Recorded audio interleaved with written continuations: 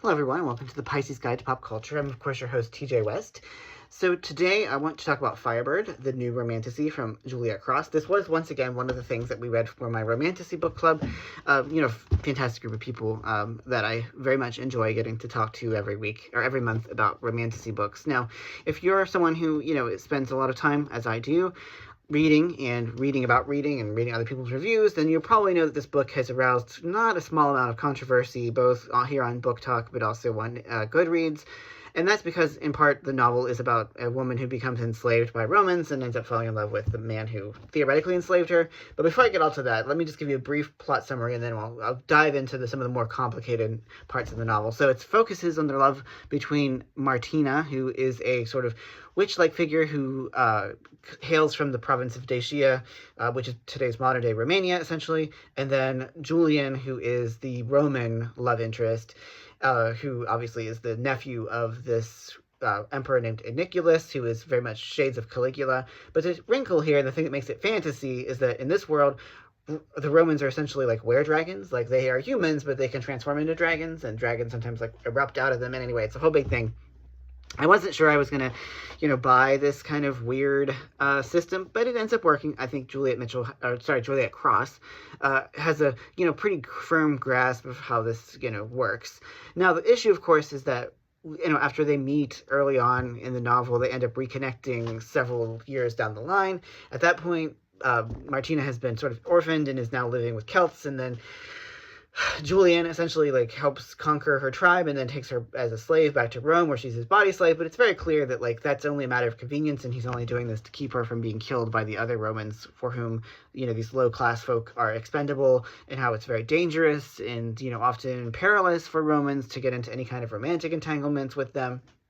And so, in that sense, there's a lot more agency involved with Martina's status as a slave than I think a lot of people acknowledge. And I mean, obviously, it has a bit of an ick factor, but not as much as I had expected, in part because it's very clear that they're mates, they're sort of soul-bound, if you will, and that, again, the slavery aspect of it is just that she needs protection from the sort of rapacious Roman state that's going to destroy her if they find out what Julian is doing. So in that sense, I wasn't as creeped out by it or, found it as repugnant as others did. Now, again, your mileage may vary, and I know everyone's going to have a different, take on this. For me, though, it was okay, well, clearly she's not really a slave. In all the ways that matter, she has her own agency, and he sees her as an equal. Now, I will say that, there is the sort of dark romance fantasy element where they're basically, he's very hyper protective, and the dragon always wants to leap out and all that stuff, which, can get a bit annoying after a while. But you sort of sign up for this when you read these kinds of romantasies. I was a little on the fence about the dragon at first, but it slowly grew on me. And frankly, I'm just kind of fascinated by the way that ancient Rome is once again becoming a sort of intertext in all kinds of ways. Obviously the myth retellings are still a huge business in publishing. This is a new, I've never read anything with Romans where they turn into dragons, that's for sure. And so it's an interesting take, and, I enjoyed those elements of it. The sex scenes are very, very graphic. It's straight sex, it's fine as far as that goes.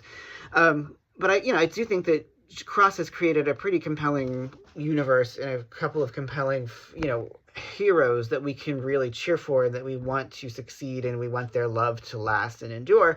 And it ties these nicely into the whole politics of it, because obviously Julian is trying to overthrow the corrupt Roman state and basically remake it so that it's much more just, and that, dragon Romans aren't just sort of raping and oppressing everybody.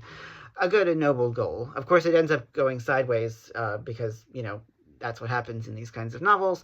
So it ends up on a sort of ambivalent or ambiguous note, and it's unclear to what extent they're going to be able to make their romance work or manage to overthrow the Roman emperor. So, I liked a lot of what Cross was doing, and I also enjoyed the fact that this novel kind of strips away the patina of, what do I want to say, the splendor and glory of Rome, and reveals it for being the sort of engine of slavery and oppression that it was. And I mean, I think that's something that we tend to forget when we valorize the Roman Empire, that it was an empire built on oppression and exploitation.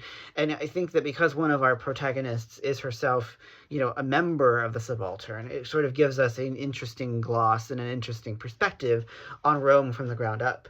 And that, again, that's a point of view that you've seen occasionally in pop culture, but I think it's really effectively used here in Firebird to give us a sense of that this is a corrupt empire that needs to topple, but perhaps it can only do so thanks to the intervention of an outsider, Martina, and an insider, Julian. Now, again, I don't know what's in store for us in the subsequent volumes in the series, but I'm very much invested. Like I said, I will gobble up anything that has to do with ancient Rome and the way that it continues to exert a really powerful pull on our collective imaginations. And I just, frankly, I just find it fascinating that we are returning again and again to this imperial organization to make sense of our present. Now, I mean, it is escapist because it is romantasy, so there is a healthy dose of escapism, with the dragons and all that. But I do think that it worked very well, and I was very much impressed by what Cross was able to do, capturing enough of the flavor of what we associate with, more traditional historical fiction when it comes to depictions of Rome, while also adding in a lot more that, has the fantastical bent. And, I love both of these characters. They're both very messy and as they tend to be annoying sometimes. More so Julian than Martina, but I enjoyed that. And there was some politics. So there's really a bit of everything in this romantasy. And I think that if you're a fan like me of historical fiction on the one hand and romance and fantasy on the other, I think that, the wedding of those two things in this book is very much appealing. So once again, that is Juliette Cross's Firebird. To some degree, ignore the controversy and judge for yourself, because I think that that's really valuable. And, if you don't like it, that's fine. But again, I would also like to say that I love the sprayed edges. This is a lovely, even better than usual sprayed edge. So I really appreciate that, and I love what it was doing. So anyway, that is my review of Firebird by Juliette Cross.